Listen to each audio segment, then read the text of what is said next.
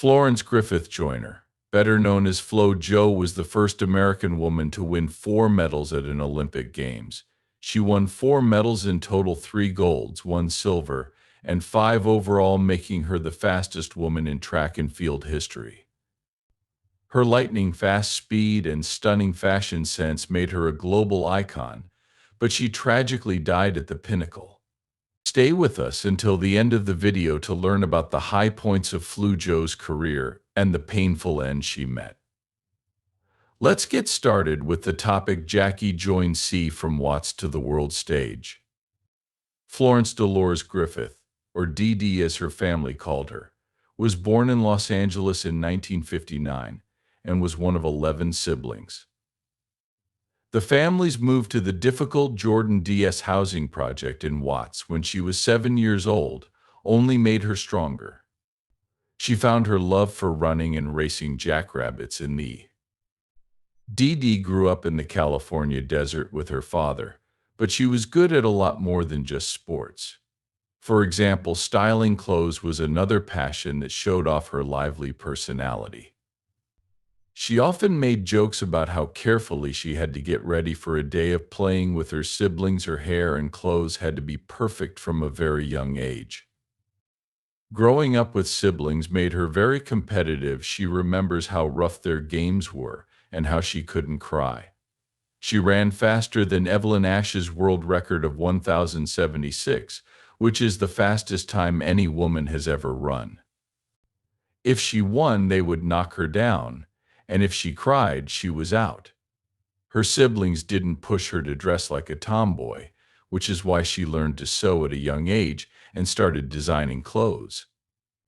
Dee Dee was very athletic. She got better at basketball, volleyball, soccer, and most importantly, track and field. At the Sugar Ray Robinson Youth Foundation, she was the only woman to win 4 track gold medals in one game. When she was 14 and 15, she won the Jesse Owens National Youth Championships twice in a row. Her talent really shone at Jordan High School. Joe set new records in the long jump and the sprint, and she also had a unique sense of style. Even before she became a superstar, her influence was clear. She told her relay team to wear leggings with their uniforms, which was a bold move that later became a trend in track and field. Coming in 6th place at the state SIF meet her senior year caught the attention of Cal State Northridge coach Bob Keary, a turning point that set her on the way to becoming a legend and the winning artistic leader. After high school, Flo Joe went to Cal State Northridge for a short time. Coach Kirby helped her do well, but money problems meant she had to drop out and get a job as a bank teller to support her family. Even though she loved athletics, Florence Griffith joined her 48, one great leg. At one point, Keary's Olympic dream seemed out of reach because she had a great leg that set an American record. But fate had other ideas. In 1980, Keary became an assistant coach at UCLA and helped Flo Joe get the money she needed to keep training. Wait, what? At age 20, she almost didn't make the U.S. Olympic team because she came in 4th in the 200-meter race at the U.S. Olympic trials. Sadly, the U.S. boycott of the 1980 Moscow Olympics took away her chance to represent her country, but the trials were a turning point. At this point, she started dating triple jumper Al Joyner, who would later win an Olympic gold medal. Flo Joe trained with Al's sister Jackie Joyner Key, who was a famous track athlete and one of the most famous Olympians of all time. Their family would become associated with greatness in sports, with Jackie's heptathlon world record still standing today.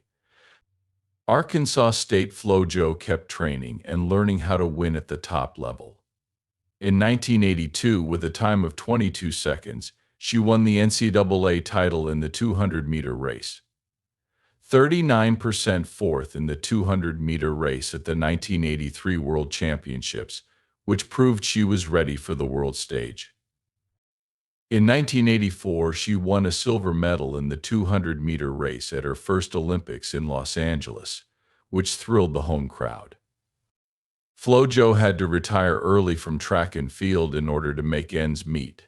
She went back to working as a bank teller and started braiding hair and doing nails for friends, often staying up late to charge between $45 and $200 per nail. She was always planning a comeback on the track, and by 1987, the allure of the track was too strong to resist. Flo Joe started training seriously again, and her comeback was marked by success. She won a silver medal in the 200-meter freestyle at the World Championships in Rome.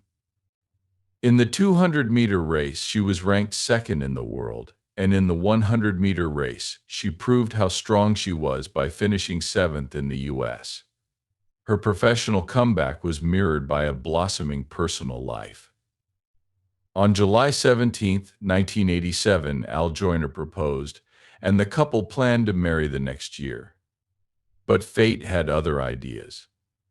On October 1, 1987, a terrible earthquake hit Los Angeles, making Joe fear for his life. He wanted to marry before something bad happened, so the couple did. Married in Las Vegas on October 10, 1987. This marriage cemented Flo's place in the first family of track and field record-breaking performances. Many sources, including scientific studies commissioned by both the IIAAF and independent organizations, have confirmed that illegal tailwinds of 5 to 7 ms may have helped Flo Joe during her record-breaking run. While the IAAF has never officially ruled her performance invalid, the International Sports Journal acknowledged there was a big effect of the wind, and it was called possibly helped by strong winds, even though her world record in the 100-meter Flo Joe sprint of 10 was controversial. One of the fastest legal times in history was set the next day by 61 seconds in the final race without any help. This amazing record stood until the 2020 Olympics, when it was broken. The next month, Jamaica's Elaine Thompson-Herah tied it in the 100-meter final, but Thompson-Herah beat it by putting in at 10:54 seconds at the Eugene Diamond League, which is the second fastest time ever recorded in women's 100-meter sprints. This is a testament to Flo Joe's lasting legacy. Flo Joe's incredible athleticism was the result of intense dedication and personal growth. After splitting up with her coach and manager Bob Kentucky in late July 1988, she sought more control over her life. Carrie's management made her feel limited in her training and career, so she decided to take matters into her own hands. She hired personal manager Gordon Basin and moved her training to UC Irvine, where her husband Al became her full-time coach. By the time she got to the 1988 Summer Olympics, everyone knew her as Flo Joe, and she was the clear favorite in the sprints. Amazingly, she got through the 100-meter final in 10 seconds. 54 seconds, beating the world record held by Evelyn Ashford by an amazing 0:30 seconds in the 200 m. Flo Joe continued to be the best, setting a new world record of 2. In the semifinals, she ran in 55 seconds, but in the final, she ran an amazing 21 seconds, breaking her own record. The 34% 100-meter world record hasn't been broken yet, but Flo Joe didn't stop there. Anchoring the U.S. team to a gold medal in the 4x 100-meter Met Relay and winning a silver medal in the 4x 400-meter Met Relay, which was her first international race in this event, solidified her legacy. By the end of the 1988 Olympics, Flo Joe had won 4 medals, 3 gold, and 1 silver, making her the second most decorated female athlete of all time, after Fanny Blanks-Kahn, who won 4 gold medals in 1948 and February 1989. At the height of her career, Flo Joe shocked everyone by announcing her retirement from competitive athletics. She said she was doing this so she could focus on new business ventures outside of sprinting. Just 1 month after her retirement, she was given the prestigious James E. Sullivan Award as the best amateur athlete in the United States for 1988. This award solidified her status as not only a groundbreaking sprinter, but also one of the greatest athletes in American history. Flo Joe's influence went beyond the track. In the weeks after her Olympic victory, she used her newfound fame to get lucrative sponsorship deals, especially in Japan, where she became a household name. These deals brought in millions of dollars, solidifying her position as a marketable sports icon. But Flo's influence went far beyond athletics. Flo Joe started working with LJN Toys to make a Barbie-like doll that captured her signature style, complete with long nails, bright colors, and her famous one-legged racing outfit. But her creativity didn't stop there in 1989. She showed off her artistic skills by designing basketball uniforms for the Indiana Pacers, combining her love of fashion with her athletic background. In November 1990, she welcomed her only child, Mary, into the world. Like her mother, Mary pursued creativity, excelling in gymnastics and showing off her amazing singing talent, a dream that Flo Joe had always held. Besides her business and entertainment opportunities, Flo Joe made important contributions to public health and fitness.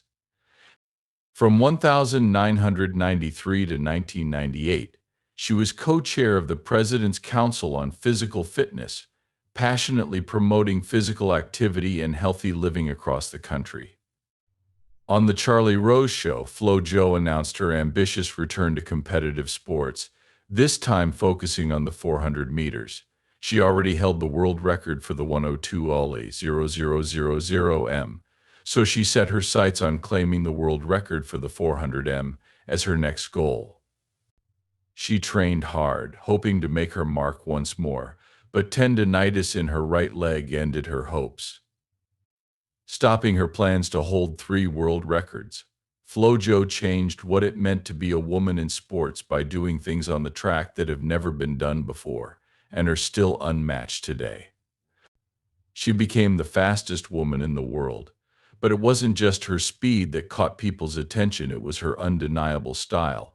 With her 6 and 1/2-inch acrylic nails, long hair, full makeup, and her self-designed racing kits with asymmetrical bodysuits, one leg decorated with lace details and bright color blocking. She added glitz to the track, and her motto, "Dress to impress, look good to feel good, and feel good to run fast," summed up her whole career, from her eye-catching nails to the way she played with the fabric of her uniform. Joyner's fashion sense made her a star in the sports world, and in her work with Adidas she skillfully At the 1988 Olympic trials in Indianapolis, she wore a variety of outfits made from exquisite fabrics such as lace. She was famous for her signature one-legger racing suit, which had a bold design with an asymmetrical cut that she proudly named and championed. These eye-catching outfits, which were often decorated with bright colors, were paired with intricately designed acrylic nails that were usually 4 to 6 inches long, which added a layer of personality to her look. Modern athletes like tennis star Serena Williams and Nike collaborated in 2021 to make a one-of-a-kind tennis outfit that pays tribute to Flo Joe's famous style.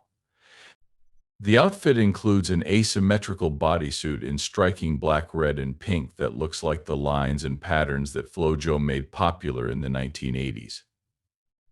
Olympic athlete Shakers Richardson, who was known for her crazy long nails and bold hairstyles, also adopts a similar look, carrying Flo's legacy into a new era.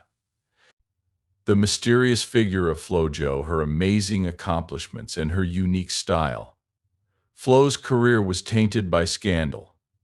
The sudden jump in her success in 1988, just a year after recording a much slower time, raised eyebrows. This led to rumors of performance-enhancing drug use, which cast a shadow over her legacy, even though she passed all doping tests throughout her career. At the 1988 Olympic trials, Flo Joe broke world records in both the 100 m and 200 m sprints. In the 100 m, she amazed everyone by improving her personal best by 0.47 seconds, which comes in at 10.47.49 seconds, which is still the world record and hasn't been broken. In the 200-meter race, her best time was 21.96 seconds, which she beat by an amazing 0. There are 62 seconds left until 21:01. 34 seconds, which is still the record. These amazing gains, especially in such a short amount of time, led to a lot of attention and rumors from other athletes like Yakima Cruz and Ben Johnson publicly questioned how Flo Joe could improve her performance so dramatically and so quickly. These doubts, which were fueled by the widespread use of performance-enhancing drugs in sports, cast a shadow over Flo's career. Despite these accusations, Flo Joe passed all of her doping tests throughout her athletic career. She was put through rigorous testing during the 1988 Olympics. There were a lot of steroid rumors going around during the Olympics, but top doping experts found no evidence of banned substances. In an interview with the New York Times, Prince Alexander de Medor, head of the Medical Commission for the International Olympic Committee, confirmed this, saying, "We have conducted all conceivable tests with her and have never found anything." There should be no doubt about this, but the rumors persist. Her sudden death at age 38 only added to the rumors. Florence Griffith Joyner's tragic life ended on September 21, 1998, when she died suddenly in her sleep. The circumstances of her death were shrouded in mystery, which led to rumors and conspiracy theories. Autopsy reports revealed that Flo Joe died of suffocation due to a seizure caused by a rare was present at birth. A disease called cavernous malformation affects only 0% of people. 25% of the population probably had seizures in the years before she died. Despite the autopsy results, some news outlets continued to speculate that she may have died because she used performance-enhancing drugs. The prosecutor's investigation shot these claims down, however, and found that her death had nothing to do with drugs. Flo's husband, Al Joyner, vehemently defended her commitment to clean sports, saying that she passed her.